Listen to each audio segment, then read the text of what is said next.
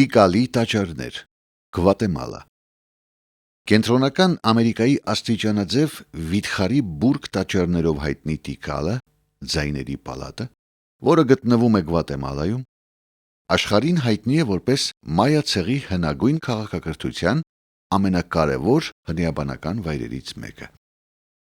Տիկալի փառահեղ կառույցի շինարարությունը Գվատեմալայի կենտրոնական Պետենի արևադարձային անտառներում սկսվել է մ.թ.ա. առաջ 4-րդ դարում,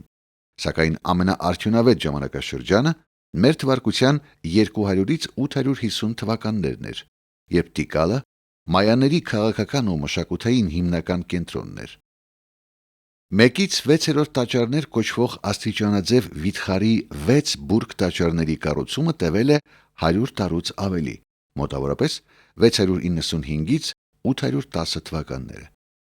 Այդ ժամանակաշրջանի կառավարիչներից մեկը Խասավ Չան Կավիլ առաջինը, որ թագավորել է 682-ից 734 թվականները, հանգչում է առաջին տաճարում։ 4-րդ տաճարը մինչև 240 ոտնաչափ 77 մետր բարձրությամբ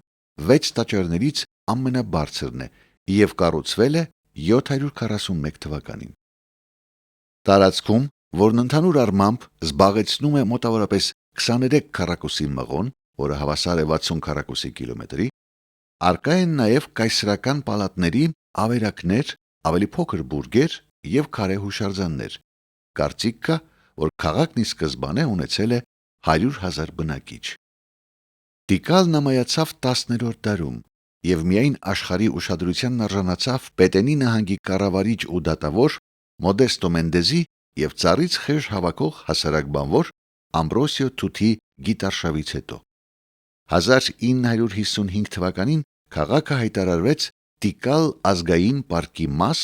որն իր տեսակի մեջ առաջինն էր Կենտրոնական Ամերիկայում։ Ձայնագրող օպերատոր Վահան Նահապետյան, կարդաց Արթուր Կարապետյանը։